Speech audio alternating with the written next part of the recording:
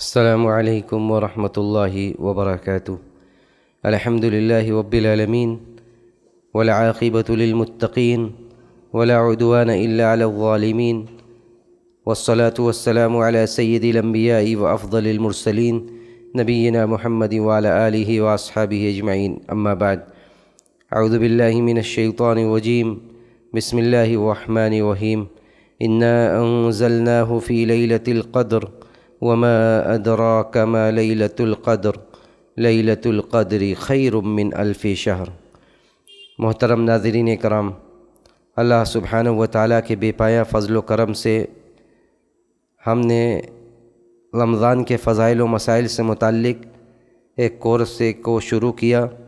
اور مولا ذوالمنن کے فضل و احسان سے آج اس کے آخری ایپیسوڈ میں آپ لوگوں سے مخاطب ہوں، اور آخری ایپیسوڈ ہونے کے ساتھ ساتھ رمضان کا بھی یہ اختتام ہو رہا ہے، اور رمضان کا آخری عشرہ ہے، اس لیے آخری عشرے سے متعلق آج کے اس آخری درس میں آخری عشرے سے متعلق بعض فضائل و مسائل کو میں بیان کروں گا۔ دیکھیے، یوں تو پورا رمضان خیر و برکت کا مہینہ ہے، پورا رمضان اللہ کی قربت اور اس کے تقرب کے حصول کا مہینہ ہے، پورا رمضان نیکی اور اطاعت کا مہینہ ہے، لیکن جب رمضان کا آخری عشرے کی بات کی جائے، جب رمضان کے آخری عشرے کے آنے کی بات کی جائے، تو اس کی مزید فضیلت مزید دوبالا ہو جاتی ہے، اس کی فضیلت مزید دوبالا ہو جاتی ہے، کیونکہ یہ وہ مہینہ ہے، یہ وہ عشرہ ہے، یہ وہ 10 دن ہے جس 10 دن میں قدر کی وہ مبارک رات ہے جس رات میں قرآن مجید کا نزول ہوا۔ رمضان کے مہینے میں قرآن کا نزول ہوا، اور رمضان میں شب قدر میں قدر کی رات میں قرآن کا نزول ہوا۔ اللہ سبحانہ و تعالیٰ نے فرمایا، جو آیت کریمہ میں نے پڑھی اس میں اللہ نے فرمایا کہ انا انزلناہ فی لیلۃ القدر، ہم نے قرآن کو شب قدر میں نازل کیا۔ وما ادراک ما لیلۃ القدر، آپ کو پتہ نہیں کہ یہ شب قدر کیا ہے، یعنی اس کی فضیلت کیا ہے، اس کا ثواب کیا ہے، یہ کتنی عظیم رات ہے، اس کا اندازہ نہیں ہے آپ کو۔ وما ادراک ما لیلۃ القدر لیلۃ القدر خیر من الف شہر، یہ شب قدر یہ 1000 مہینوں سے بہتر ہے، 1000 مہینوں کی عبادتوں سے بہتر شب قدر کی ایک رات کی عبادت ہے۔ تو یہ آخری عشرے کی فضیلت سب سے بڑی ہے کہ اس میں شب قدر ہے، اور شب قدر میں قرآن کا نزول ہوا۔ اب یہ شب قدر کب ہے؟ یہ آخری عشرے کی طاق راتوں میں ہے، آخری عشرے کی طاق راتوں میں، جیسا کہ نبی علیہ الصلاۃ والسلام نے ارشاد فرمایا کہ شب قدر کو تحلوا لیلۃ القدر فی الوتر من العشر الاواخر فی رمضان، کہ رمضان کے آخری عشرے کی طاق راتوں میں شب قدر کو تلاش کرو۔ تو شب قدر یہ رمضان کے آخری عشرے کی طاق راتوں میں 21، 23، 25، 27، 29، تو یہ بڑی عظمت والا یہ عشرہ ہے، بڑی عظمت والا یہ 10 دن ہے۔ اسی لیے جب یہ عشرہ شروع ہوتا تھا تو اس میں اللہ کے رسول صلی اللہ علیہ وسلم کی محنت بہت زیادہ بڑھ جایا کرتی تھی۔ پورے رمضان آپ محنت کرتے تھے، پورے رمضان آپ قیام اللیل کرتے تھے، اور آپ تو عام دنوں میں بھی قیام اللیل کرتے تھے، لیکن جب آخری عشرہ ہوتا تھا تو اماں عائشہ رضی اللہ تعالیٰ عنہ کہتی ہیں کہ کان النبی صلی اللہ علیہ وسلم یجتہد فی العشر الاواخر ما لا یجتہد فی غیرہ، کہ اللہ کے رسول صلی اللہ علیہ وسلم آخری عشرے میں جس طرح محنت کرتے تھے وہ باقی کے دو عشروں میں، باقی کے 20 دنوں میں نہیں کرتے تھے۔ اور دوسری روایت میں اماں عائشہ رضی اللہ تعالیٰ عنہ کہتی ہیں کہ کان النبی صلی اللہ علیہ وسلم اذا دخل العشر احیا اللیل وایقظ اہلہ وشد المئزر، کہ جب آخری عشرہ داخل ہوتا تھا، اذا دخل العشر احیا اللیل، تو آپ پوری رات شب بیداری کرتے تھے، رات کو آپ زندہ کرتے تھے، یعنی آپ پوری رات شب بیداری کرتے تھے، پوری رات عبادتیں کیا کرتے تھے، اور صرف آپ نہیں کرتے تھے بلکہ وایقظ اہلہ، آپ اپنے گھر والیوں کو بھی جگاتے تھے، آپ اپنے گھر والوں کو بھی جگاتے تھے، آپ اپنے بیویوں کو بھی جگاتے تھے۔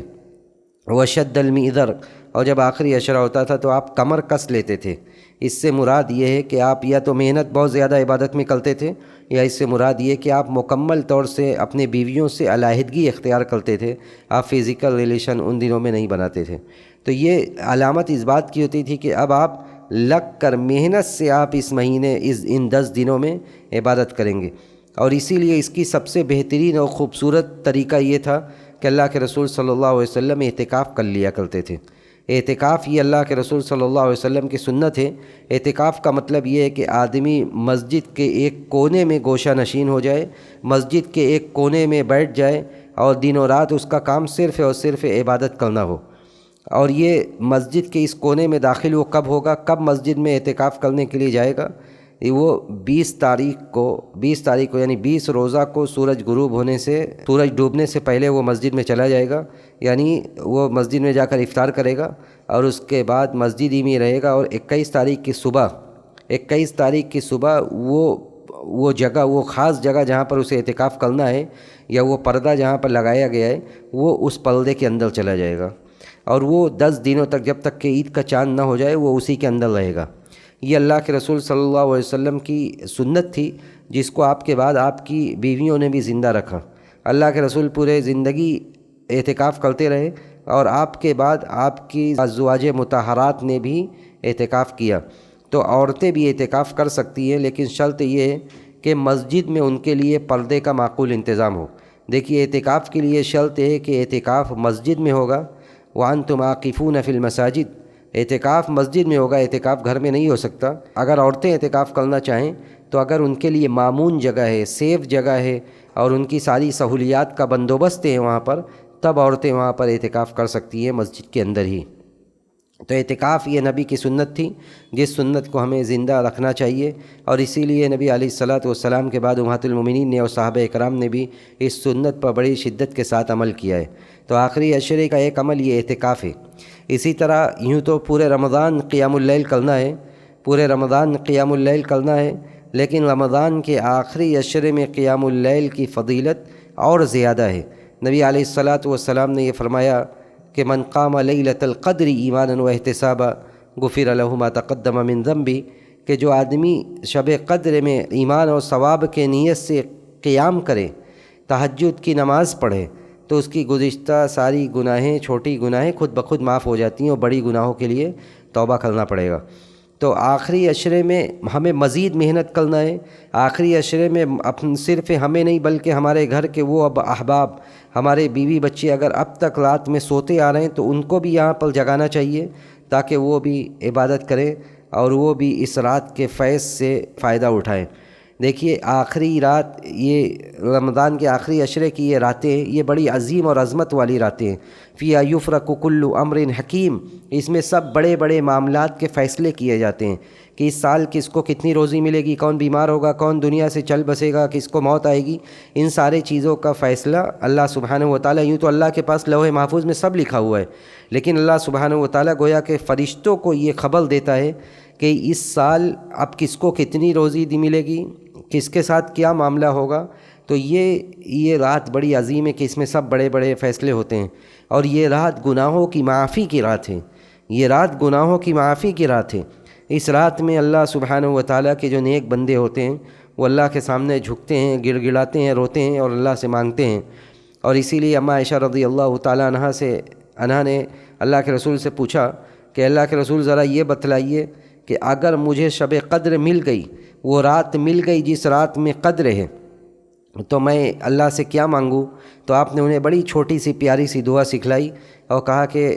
اگر تمہیں وہ رات مل جائے تو تم اللہ سے یہ مانگو کہ اللہم انک عفو تحب العفو فاعف عنی، کہ اللہ تو بہت زیادہ معاف کرنے والا ہے۔ اللہم انک عفو تحب العفو، تو معافی کو درگزر کرنے کو پسند کرتا ہے، تو مجھے بھی تو معاف کر دے۔ تو کثرت سے اس رات آدمی گناہوں پر روئے، اللہ کے سامنے گریہ وزاری کرے، اپنے گناہوں پر ندامت کے آنسو بہائے، اور اللہ سے یہ امید بھی رکھے کہ اللہ سبحانہ وتعالیٰ اس کے گناہوں کو معاف کر دے گا۔ تو یہ آخری عشرے کی شب قدر ہے، اور شب قدر یہ آخری عشرے کی طاق راتوں میں، یوں تو پورے عشرے کا اہتمام ہونا چاہیے۔ بڑے افسوس کے ساتھ یہ کہنا پڑتا ہے کہ جب آخری عشرہ آتا ہے تو ہم غافل ہو جاتے ہیں، ہم دنیا میں لگ جاتے ہیں۔ ایسا نہیں ہونا چاہیے، بلکہ یہی تو وہ مبارک ایام ہے جو پورے رمضان کی روح ہے۔ اگر پورا رمضان بدن ہے تو یہ اس کا سر ہے، پورا رمضان کا یہ دل ہے جو خاص اہمیت کا حامل ہے، کہ اس میں انسان مزید محنت کرے، مزید تگ و دو کرے، اللہ کو راضی کرنے کے لیے کوششیں کرے۔ تو اس میں جو مسنون عمل ہے کہ آدمی اعتکاف کرے، اس میں مسنون عمل یہ کہ آدمی قیام اللیل کرے، شب قدر کی میں قیام اللیل کرے، نمازیں پڑھے، دعائیں کرے، جیسا کہ اماں عائشہ رضی اللہ تعالیٰ عنہ نے اللہ کے رسول سے پوچھا اور میں نے آپ کو بتلایا کہ کیا دعا اللہ کے رسول نے انہیں سکھلایا۔ تو یہ آخری عشرے کی جو عبادت ہے، اس کے بعد آخری عشرہ جب ختم ہونے لگتا ہے تو صدقہ فطر کی ادائیگی بھی اسی عشرے میں کی جاتی ہے، یعنی اسی عشرے میں یا تو کی جائے، یعنی رمضان 1 دن 2 دن باقی ہو تب بھی کرنا، صدقہ فطر نکالنا یہ جائز ہے، ورنہ جب چاند جیسے ہی عید کا چاند نکلے ویسے ہی آپ کو اور ہمیں صدقہ فطر نکالنا ہے۔ فرض رسول اللہ صلی اللہ علیہ وسلم زکوٰۃ الفطر طہرۃ للصائم من اللغو والرفث وطعمۃ للمساکین۔ صدقہ فطر جو ہے یہ ہر مسلمان پر، ہر مسلمان چھوٹے بڑے سب پر یہ صدقہ فطر یہ فرض ہے۔ یہ اللہ کے رسول صلی اللہ علیہ وسلم نے کہا کہ یہ فرض ہے، ایسا نہیں کہ جو چاہے دے اور جو چاہے نہ دے۔ اور یہ زکوٰۃ کی طرح نصاب اس میں شرط نہیں ہے کہ جو آدمی نصاب کا مالک ہوگا وہ دے گا، بلکہ اس میں ہر آدمی برابر ہے، اس میں ہر مسلمان برابر ہے۔ اگر کسی کے پاس بھی ایک دن کے برابر اناج ہو، ایک دن کا کھانے کا اناج ہو تو وہ صدقہ فطر نکالے گا۔ ایک دن سے زائد اناج ہو کہ ایک دن کھانے کے بعد بھی کچھ بچے گا اس کے پاس تو وہ صدقہ فطر نکالے گا۔ تو یہ بھی آخری عشرے سے متعلق کام ہے۔ تو اللہ کے رسول صلی اللہ علیہ وسلم نے اسی لیے آخری عشرے کا بڑا اہتمام کیا۔ اور اب یہ ایک سوال یہ ہے کہ شب قدر کب ہے؟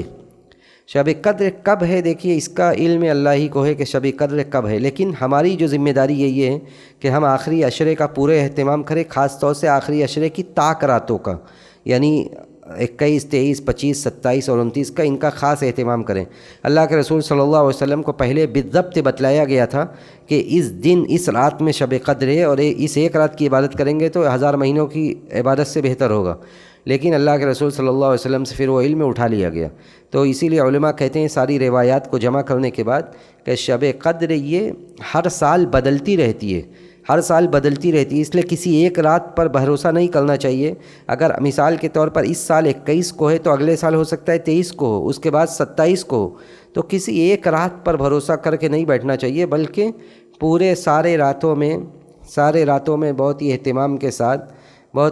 کے ساتھ عبادتیں کرنی چاہیے۔ سلف ان راتوں کا بڑا اہتمام کرتے تھے، اللہ کے رسول صلی اللہ علیہ وسلم کے احادیث کے تناظر میں بہت زیادہ اہتمام کیا کرتے تھے، اپنے بچوں کو، اپنے بیویوں کو، گھر والوں کو، سب کو جگاتے تھے۔ تو ضرورت اس بات کی ہے کہ ہم آخری عشرے کی اہمیت کو سمجھیں، اس کے تعلق سے جو مسائل ہیں اس کو جانیں اور ان چیزوں پر عمل کریں۔ ہم اللہ سبحانہ و تعالیٰ سے یہی دعا کرتے ہیں کہ اللہ رب العالمین ہمارے اس کورس کو ہم سب کے حق میں مفید بنائے، ہم سب کے لیے صدقہ جاریہ بنائیں۔ ہم نے جو باتیں کہیں ان باتوں پر ہم سب کو عمل کرنے کی سعادت نصیب فرمائے، اور ہمارے جب اس دنیا سے جانے کا وقت آئے تو ہمارا خاتمہ بالخیر فرمائے اور ایمان کے ساتھ خاتمہ فرمائے۔ وصلی اللہ علی نبینا محمد وعلی آلہ واصحابہ اجمعین۔ والسلام علیکم ورحمۃ اللہ وبرکاتہ۔